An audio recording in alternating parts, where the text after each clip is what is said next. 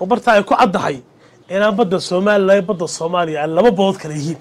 badda Soomaaliya ay ku caddahay xeerkoodii 1959 haddaba meesha waxaan la yaabay dadka uu weerariyay Djibouti ala fasaxii caalamka xagta loo yeeyo cad ka salaabi karto Itoobiya oo jaalka ka salaabi karto Soomaaliya iyo cad ka salaabi Soomaaliya reer Soomaaliya labadaba waxa leeyahay dadka waxay isku haysan waxa la isku haystaa ma jiraan labadu waxay waafaqsan xuduudihii caalamka caalamkuna halku dhiga waa la garanayaa si dhawatoon xasab xawiil waxaan bixiyay badda sharciyan wuxuu bixiyay baddiisi heshiis kula galay badda Soomaaliya kuma jirto 2016 ribad ka soo baxay security councilka 2016 dalka Soomaaliya xasab madaxweynaha uu yahay heshiiskii 29 December 1999 ku dhisan yahay كوموس مدحوينها هو يهين وحو ku dhisan yahay kii koow isaga kibra lagu fariistay labaduba markii halka xaalku marayaan waxay soo sameysteen laba dastuurka Soomaaliland qodobkiisa koow si toos ah u cadeynay madaxbanida Soomaaliland ku dhisantay xuduudaha guud Rahmaan Rahiim aniga waa qaniqan Cabdi Xasan Axmed ahna qaranada reer Soomaaliland halkan maanta u soo bandhigay bulshada reer Soomaaliland laba qodob oo kala duwan qodobka koowaad oo ah وكي لواتن كي بيش معناتي دو دلحت شيخ محمود يري بدي Soomaaliland بدي وان بخيي oo heshiis ka Turkiga kula galay bisha koowaad wadinkii ogaayo madaxweyne Muuse Itoobiya heshiis badda kula galay haddaba labada badood ee heshiisada lagu kala galaya mid kasta wuxuu ku cadiyay madaxbanaanida Soomaaliland waxay ku caddahay madaxbanaanidii dhuleed ee 1926 June iyadoo aan midoo sharciga dhicin haddana wax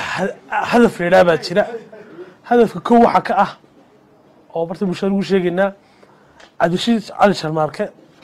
iyo Aadan Cabdulla Cismaan oo Aadan Cabdulla loo yaqaanay iyo Siyaad Barre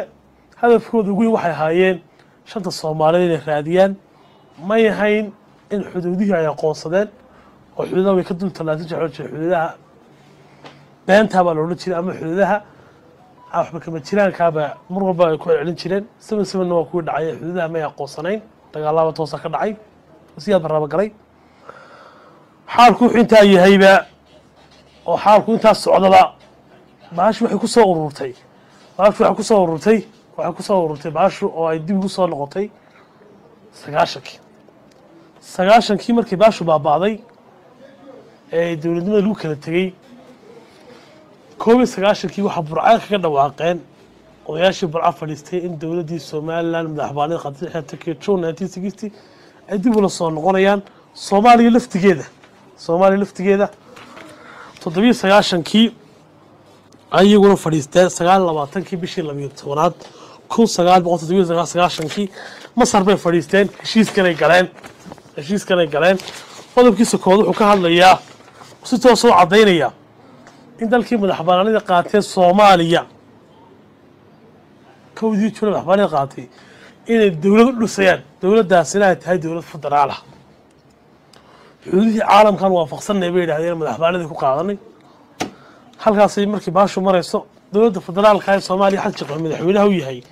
heshiiskii 29 December 1999 ku dhisan yahay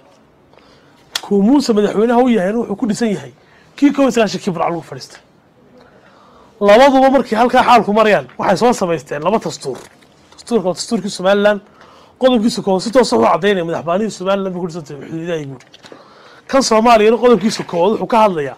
madaxbanida Soomaaliya qodobkiisa koow farqadiisa saddexaad ku caddahay dastuurkaygan wuxuu ku dhisan yahay madaxbanida Soomaaliya xaalku markuu inta marayo maalintii dhawatoon xasab xawiil waxaan bixiyay badda sharciyan wuxuu bixiyay baddiisi heshiis kula galay badda Soomaaliya kuma jirto 2016 ribad ka soo baxay security councilka 2016 si toos ah ugu caddahay waxa soo baxay 7 August 2016 bay soo baxday si toos waxa loo cadeeyay oo barta ay ku caddahay inaan badda Soomaaliya laba bood kala yihiin badda Soomaaliya ay ku caddahay xeerkoodii 1959 haddaba meesha waxaan la yaabay dadka uu weerariyay oo reer Soomaaliya labadu waa ummad Soomaaliyeed ay la yaabayeen ma garan lahayn tusaale madaxweyne Muuse Biixi Cabdi markuu hadlay wuxuu yiraahdaa waxaan waafaqsanahay xuduudihii caalamka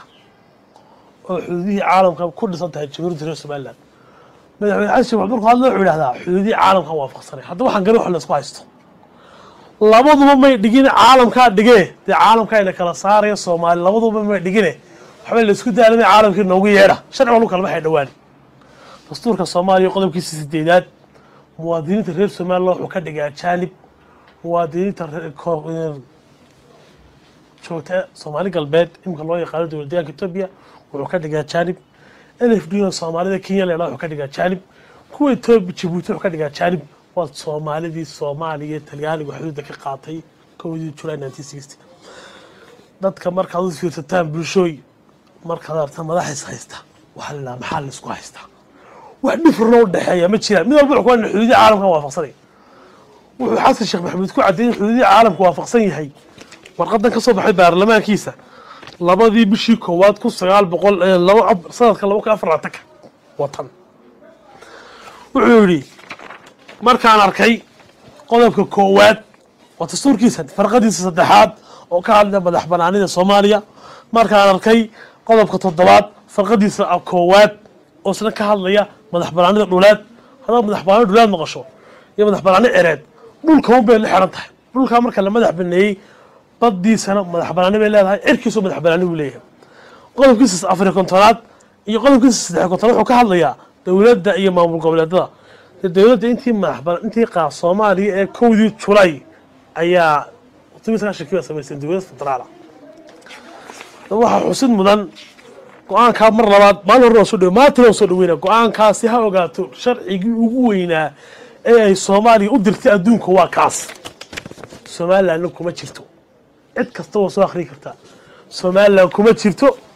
iyagoo isla Soomaaliland wax ku yeela Soomaaliland bay xutareen wan hambalyeynaya mar labaad go'aankii ugu fiicnaa ee Soomaaliya ka soo baxay inaad ugu farxo sharci yaqaan kasta ha loo geeyo adduunka xitaa hadii la tago waan ku qarqsan karnaa waxa waafaqsanahay xuduudaha Afrika xuduudaha United Nations inta barta ku taala hadda waxaan hambalyeynaya sharciga mar labaad baan hambalyeynaya ka ilaahay waxbaan ku burinaynaa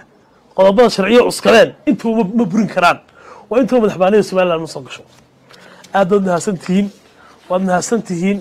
aad bali salaamay reer Soomaaliya labadaba waxa leeyahay dadkoo waxba isku dul haysan wax la isku haystaa ma jiraan labadaba waxay waafaqsan xuduudihii caalamka halku dhigay waa la garanayaa Djibouti waa fasal xuduudihii caalamka xagta loo yacda kama salaabi karto Itoobiya oo jaala kama salaabi karto Soomaaliya iyo cad kama